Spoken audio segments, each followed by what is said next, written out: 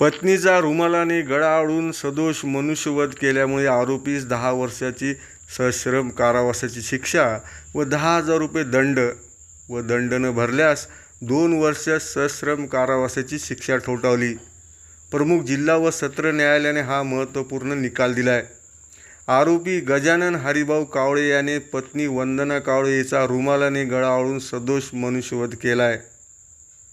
28 जानेवारी 2025 रोजी आरोपी गजानन कावळे हा भाटीपूर येथे त्याच्या घरी दारू पिऊन आला व त्याच्या मयत पत्नीशी भांडण करून दारू पिण्याच्या कारणावरून तिचा रुमालाने गळा आवळून सदोष मनुष्यवध केला। रामनाथ घाटोळे यांच्या फिर्यादीवरून मौजपुरी पोलीस स्टेशनमध्ये कलम 103(1) 238 भारतीय न्याय संहितेप्रमाणे गुन्हा दाखल होता।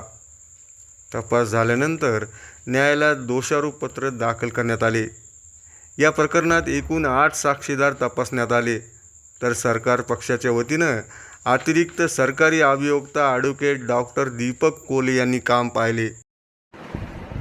आज दिनांक 28/5/2026 रोजी जालना जिल्ह्याचे प्रमुख जिल्हा व सत्र न्यायाधीश सन्माननीय वर्षाजी मोहिते मॅडम यांनी सरकार विरुद्ध आरोपी गजानन कावळे या प्रकरणामध्ये आरोपी गजानन कावळे यास त्यानं त्याच्या पत्नीचा स्कार्फने म्हणजेच रुमालाने गळा आवळून सदोष मनुष्यवध केला म्हणून आरोपीस भारतीय न्याय संहिता कलम 105 पार्ट 2 मध्ये 10 वर्षाची शिक्षा दिलेली आहे व 10,000 रुपये दंड आणि दंड न भरल्यास 2 वर्ष सक्त मजुरीची शिक्षा सुनावलेली आहे।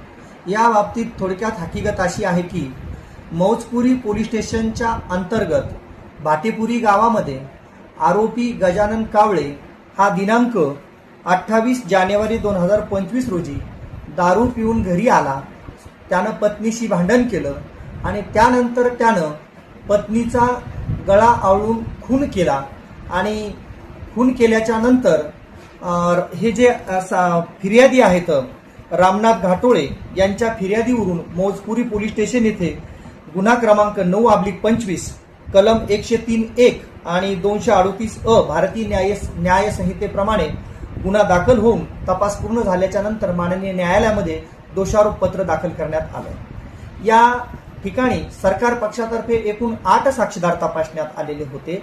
त्यापैकी फिर्यादी तसंच मयत आणि आरोपी यांचा एक मुलगा ज्यानं ही आरोपी आणि मयताचं भांडण ज्यानं ऐकलं होतं रात्रीच्या वेळेला त्याची साक्ष, वैद्यकीय अधिकारी डॉक्टर शेख यांची साक्ष, तसेच निवेदन पंचांची साक्ष, घटनास्थळ पंचांची साक्ष, इन्क्वेस्ट पंचांची साक्ष आणि इतर साक्षीदार यांच्या साक्षी महत्त्वाच्या ठरल्या।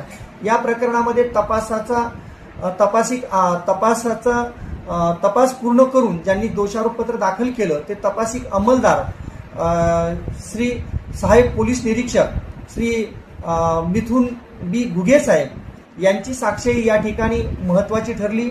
माननीय न्यायालयापुढे आलेला सरकार पक्षांच्या साक्षीदारांचा साक्षी पुरावा आणि दोन्ही बाजूचा युक्तिवाद ऐकल्याच्या नंतर माननीय न्यायालयाने आरोपी गजानन कावळे यास भारतीय न्याय संहिता कलम 105 पार्ट 2 मध्ये 10 वर्षाची शिक्षा, 10,000 रुपये दंड आणि दंड न भरल्यास 2 वर्ष सक्त मजुरीची शिक्षा या ठिकाणी सुनावलेली आहे।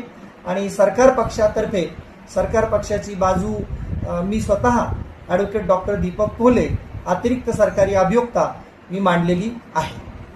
आणि या ठिकाणी आमच्या सरकारी वकील कार्यालयातील कर्मचारी आणि सेशन कोर्टातील कोर्ट पैरवी यांचीही मदत या ठिकाणी झालेली आहे।